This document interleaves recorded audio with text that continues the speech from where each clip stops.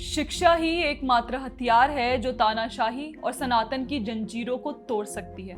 ऐसा कहना है अभिनेता से नेता बनने का प्रयास कर रहे कमल हसन का। वे ऐसा कह सकते हैं क्योंकि वे इस बात से अनभिज्ञ हैं कि सनातन का मूल आधार ही शिक्षा है। उनका इस सर्व विवादित तथ्य से परिचित ना होना आश्चर्य की बात नहीं है, क्योंकि वे खुद ही 8वीं फेल हैं। ऐसे में उनसे उम्मीद भी नहीं करनी चाहिए कि वे सनातन की समझ रखेंगे और सनातन को लेकर तथ्यों के साथ बोलेंगे। ऐसा भी नहीं है कि वे सनातन की शिक्षा 8वीं से फेल होने के बाद नहीं ले सकते थे।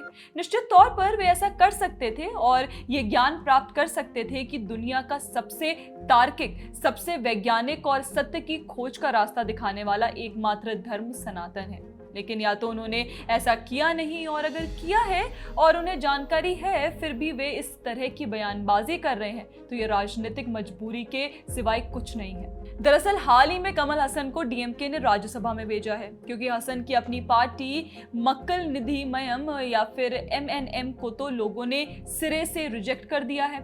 ऐसे में एमके स्टालिन से समर्थन लेकर वे राज्यसभा पहुंचे और अब इस तरह की बयानबाजी करके शायद स्टालिन के प्रति वफादारी साबित करने का प्रयास कर रहे हैं।